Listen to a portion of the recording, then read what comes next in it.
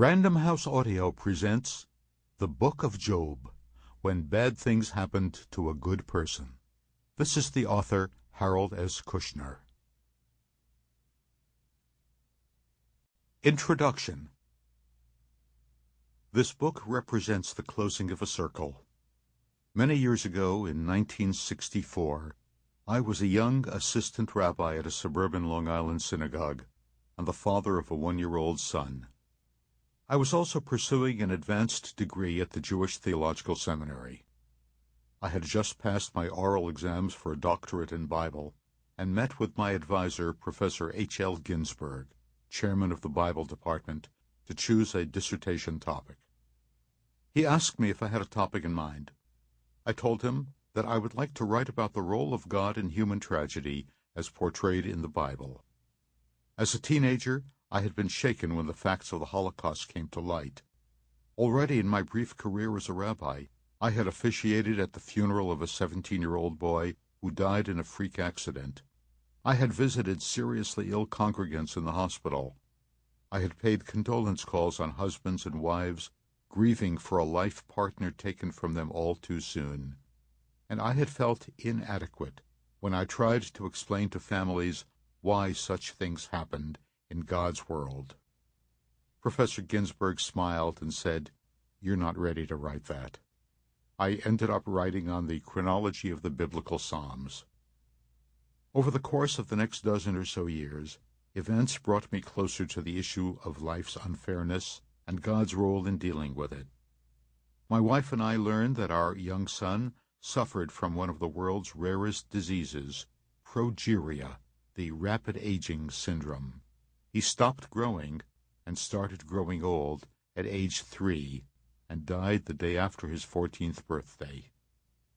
When Aaron was diagnosed with progeria, I read everything I could find about his condition. There was very little available at the time, and everything I could find about God's role in the suffering of innocent children. It was from Dimensions of Job, a book edited by Nachum Glatzer and published by Schocken Books, that I drew the ideas that would become the core of my belief system.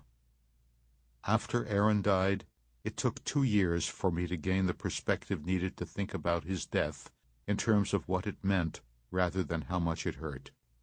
I then sat down to write a book about the kind of God I could have faith in and to whom I could turn in a world where good people suffer and die. I called it When Bad Things Happen to Good People. It was turned down by 2 publishers, at which point I took it to Schocken. They liked it, published it, and promoted it. It went on to become a major bestseller and a source of comfort to millions. I would write 9 more books to share with my readers the ways in which religion could help them in difficult times. Then, 2 years ago, I was approached by Next Book, which has been putting out an impressive series of biographies and other books for their Jewish Encounters series in collaboration with Schocken. They asked me to write a book about the biblical book of Job and the question of why good people suffer, a book in which to share the wisdom of the book of Job and its enigmatic answer.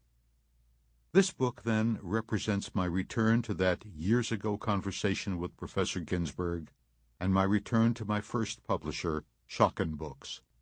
It represents my adding my name to the distinguished list of Next Book authors in their Jewish Encounters series.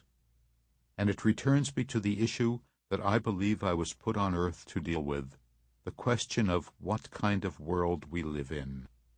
Is it a world designed to sustain and reward goodness?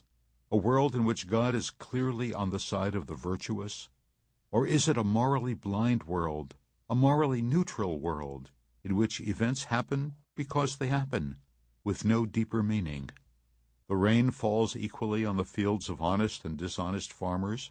Malignant tumors afflict charitable and selfish people without distinction. Or is there perhaps a third dimension to our search for meaning beyond the question of, why did this happen to me?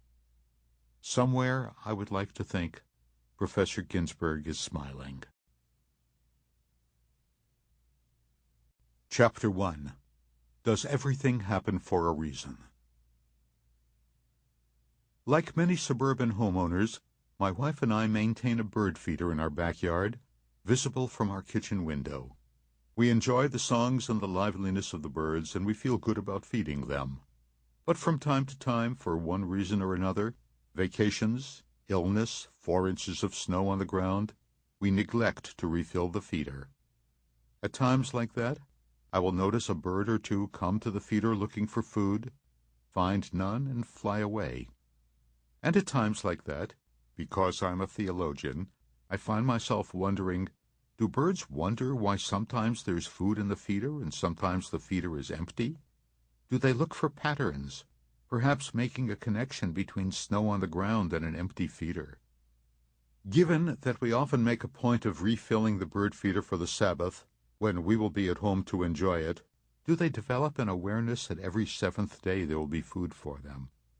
Do they ever wonder if something they did was responsible for food being withheld from them? I can't know for sure, but I suspect that none of the above is true. I suspect that birds come to our backyard where they found food before, and if they don't find it, they fly off to look elsewhere.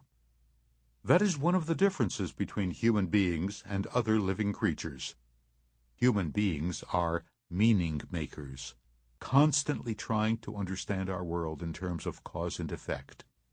We desperately want to believe that the world makes sense, that it is a place where things don't just happen, they happen for a reason. Painful as it may be to conjure with, we want to be told that it was not by accident that a family member got cancer or an earthquake struck a given city, that there was a purpose to it. An unpredictable world, a world of randomness unregulated by cause and effect, would leave us uncomfortable. Sometimes our insistence on finding patterns of causality in what look like random events can be spectacularly successful.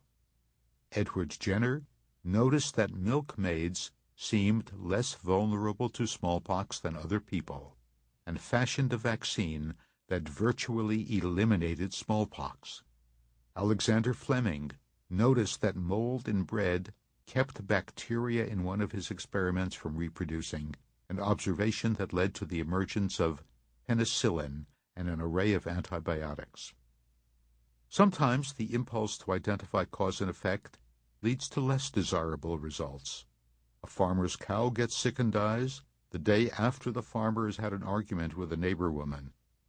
He jumps to the conclusion that the neighbor is a witch who has put a hex on his farm, testifies against her, and would have her hanged for witchcraft. Sometimes the efforts to identify the cause of what has happened can be just plain silly.